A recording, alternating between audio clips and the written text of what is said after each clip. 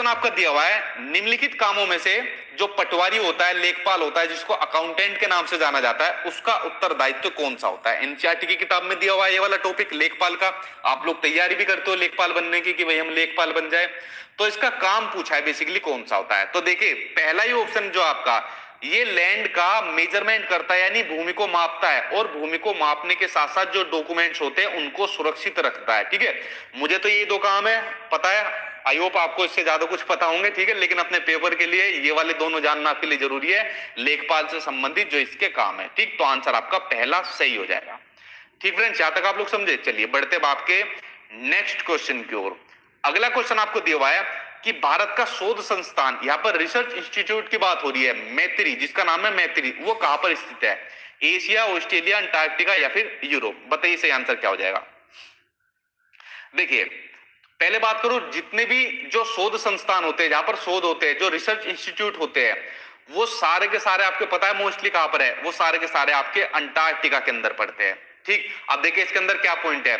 जो सबसे पहला रिसर्च इंस्टीट्यूट बना था, सबसे पहला जो रिसर्च इंस्टीट्यूट बना था, जिसका नाम था दक्षिण गंगोत्री, जिसका नाम था दक्षिण गंगोत्री, ये भी कहा था, ये भी अंटार्कटिका के अंदर था। उसके बाद कौन सा बना, उसके बाद ये मैत्री बना दूसरे नंबर पर, ये भी अंटार्कटिका के अंदर था।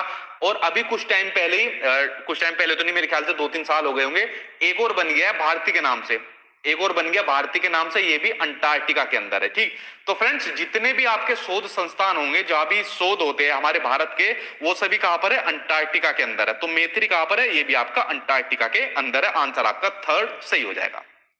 चलिए बढ़ते हैं आपके नेक्स्ट क्वेश्चन की ओर। अगला क्वेश्चन देखते हैं।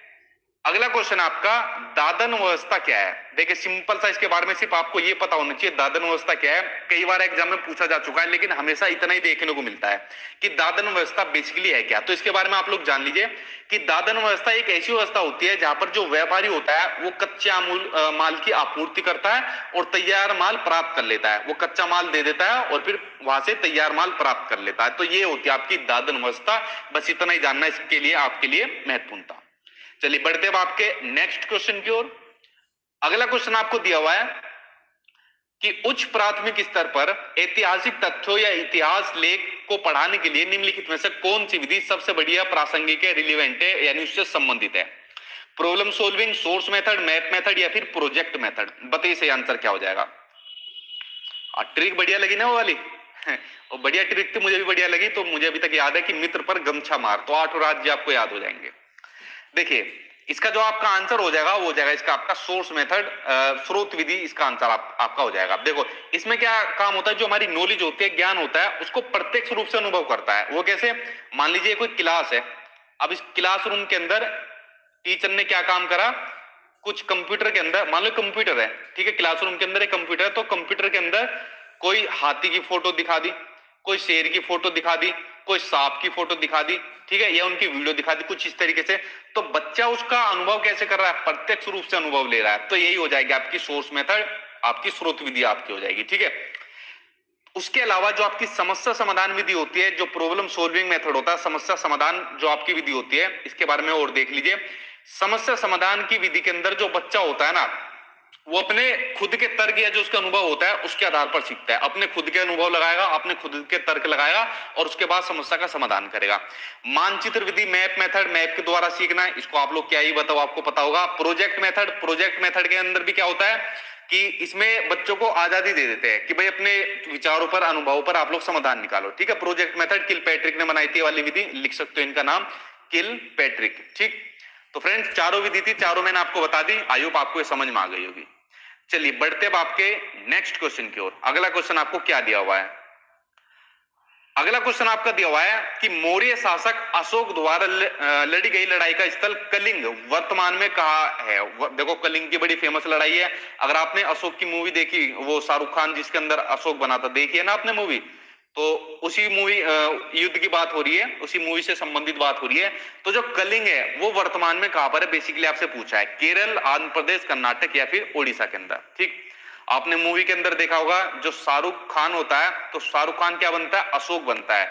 जब वो इस लड़ाई को जीत लेता है, तो इस लड़ाई को जीतने के बाद फिर क्या काम होता है, वो शाहरुख खान बदल जाता है। बदल जाता है कि यार बेफालतू में इतनी लड़ाई होने के बाद मुझे मिला ही क्या। ठीक है, बेसिकली अब लोग इनकी जो है ना नीति थी विस्तारवादी नीति, जैसे चाइना वालों की होती है, दूसरे देशों पर धीरे धीरे कब्जा करो। तो विस्तारवादी नीति रहती थी, इनके पिताजी वगैरह भी सब ऐसी करते थे कि भाई दूसरे के राज्य को और हड़प लो। तो जब ये कलिंग का युद्ध हुआ तो उसके अंदर जो अशोक था, तो अशोक का जो है फिर उसके अंदर मन बदल लिया। ठीक है, तो व्यवहार भी इसने बदल दिया, और उसके बाद बदलने के बाद इसने बौद्ध धर्म अपना लिया था। क्या अपना लिया था? बौद्ध धर्म अपना लिया था। तो बेसिकली आपसे क्वेश्चन पूछा है जो कलिंग है, कलिंग वर्तमान में कहां पर है? तो ये है आपका उड़ीसा के अंदर। आंसर आपका 4 सही हो जाएगा। ठीक है, चलिए बढ़ते अब आपके अगले क्वेश्चन की ओर। अगला क्वेश्चन देखते हैं। अगला क्वेश्चन आपको दिया हुआ है कि भारत में 1772 ईसा में स्थापित की गई जो सिविल कोर्ट है उसके संबंध में आपको नीचे कथन दिए है ए और बी, इन पर आप लोग विचार करो और विचार करके आप लोग मुझे इसका सही आंसर बताओ। ठीक है, यह एक क्रिमिनल कोर्ट है।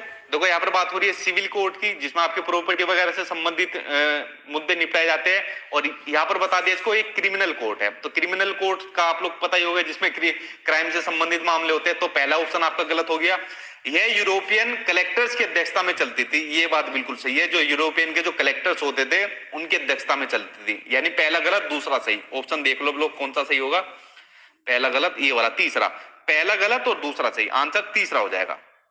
चलिए बढ़ते अब आपके नेक्स्ट क्वेश्चन की ओर। अगला क्वेश्चन आपको क्या दिया हुआ है? अगला क्वेश्चन आपको दिया हुआ है कि सामाजिक विज्ञान को बच्चों को डैश के साथ लैस करना चाहिए। किसके साथ करना चाहिए? चलो देखते हैं किसके साथ करते हैं। पहला है स्वतंत्र रूप से चिंतन करने की योग्यता। अभी तक का सबसे पॉजिटिव तो यही हो गया कि सामाजिक ज्ञान को बच्चों को स्वतंत्र रूप से चिंतन करने की योग्यता दे दो, कि बेटा अब तुम सोचो, तुम चिंतन करो। चिंतन क्या होती है? सबसे पहले कोई भी समस्या आती है तो समस्या आने पर आदमी क्या काम करना शुरू करता है? चिंतन करना स्टार्ट करता है। जब समस्या का समाधान होता है तो चिंतन भी खत्म हो जाता है। जैसा आपके सामने समस्या आई कि सर सीटेट और यूपीटेट का एग्जाम अच्छे नंबर से कैसे पास होगा, तो आपके सामने क्या ही समस्या आने के बाद आपने क्या काम करना शुरू करा? आपने चिंतन करना स्टार्ट कर दिया। अरे कोई बात नहीं यार, एक काम करते हैं, सचिन सर की वीडियो देखते हैं, उनके नोट्स देखते हैं और प्रैक्टिस करते हैं, हमारे सीटेट यूपीटेट निकल जाएंगे। तो जैसे आपके एग्जाम निकले, आपने समाधान कर लिया, आपका चिंतन भी खत्म हो गया, फिर आप मजे में रहोगे कि भाई एग्जाम पास हो गए। ठीक, तो बेसिकली होता है चिंतन। अगर फ्रीडम उनको दी जाए, स्वतंत्र रूप से चिंतन करने की योग्यता दी जाए, तो ये ऑप्शन अभी तक आपका पहला सही है। ठीक, एक बार दूसरे तीसरे चौथे पर भी पढ़ लो, क्या पता ज्यादा पॉजिटिव ना हो। सामाजिक व्यवहार का बचाव करने की नहीं, जेंडर के बारे में आगे पढ़ना ही नहीं है, जेंडर आ गया।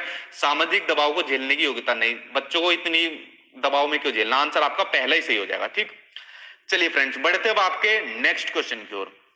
अगला क्वेश्चन देखते हैं क्या दिया हुआ है। अगला क्वेश्चन आपका, निम्नलिखित में से उच्च प्राथमिक स्तर पर सामाजिक विज्ञान के कक्षा कक्ष में आप किस मूल्य पर सबसे कम देंगे, बल देंगे? देखिए आप लोग टीचर बनने वाले हो, बताओ आप अपनी क्लासरूम के अंदर सबसे कम बल किस पर दोगे? साइंटिफिक अप्रोच पर, इक्विलिटी पर, कोऑपरेशन पर, या फिर कॉम्पिटिटिवनेस पर? बताइए सही आंसर क्या होगा। ये तो आप लोगों के लिए क्वेश्चन बनता है। देखिए एससीईआरटी और एनसीईआरटी का कंटेंट ये क्वेश्चन आंसर मैं आपको देता रहूंगा, लेकिन कुछ पेडागोजी के भी डालता रहूंगा जिससे आपकी पेडागोजी भी हो जाए। ठीक है, तो पेडागोजी आप लोग अपनी कंप्लीट कर लोगे यूपीटेट के एग्जाम से पहले भी। बाकी फिर कंटेंट ही कंटेंट रहेगा, जितना उसको करना उतना ज्यादा सही है। देखिए सबसे कम मूल्य देने की बात हो रही है, आप लोग जो नेगेटिव होते हैं उनको थोड़ा ध्यान से पढ़ा करो। सबसे कम मूल्य देंगे साइंटिफिक अप्रोच पर। साइंटिफिक अप्रोच से हमारा कुछ मतलब ही नहीं है। देखो समानता होनी चाहिए, आप सभी बच्चों को समान रूप से देखना चाहिए। आप लोग जो वीडियो देखने आते हो, क्या मैंने कभी किसी के अंदर आज तक कोई भेदभाव किया है? नहीं किया। क्यों? आप लोग मेरे लिए सब इक्वल हो, सब समान हो मेरे लिए, सभी को इक्वल चीज मैं देता हूं। उसके अलावा मैं आप लोगों का सहयोग भी करता हूं। तो इसी तरीके से बच्चों को आपस में सहयोग भी करना चाहिए, जैसा आप लोग एक दूसरे का सहयोग करते हैं। अगर कोई लड़की कमेंट बॉक्स में पूछती है फलाने का क्वेश्चन, तो सारे के सारे टूट कर पड़ते हैं, और बेचारा अगर कोई लड़का पूछ लेगा तो उसका आंसर नहीं देते। ठीक है, ये चीज भी मैंने नोटिस किया है। तो सहयोग होना चाहिए आपस में आप लोगों के अंदर, जैसे स्कूल के अंदर होता था। उसके अलावा आपका कंपटीशन तो होता ही है। देखो आप एग्जाम के लिए जा रहे हो, जॉब के लिए तैयारी करने जा रहे हो, तो कंपटीशन तो रहेगा। तो 2 3 चौथा, ये तो आपका इस पर सबसे ज्यादा बल दोगे, सबसे कम दोगे आप साइंटिफिक अप्रोच पर। आंसर आपका फर्स्ट सही हो जाएगा। चलिए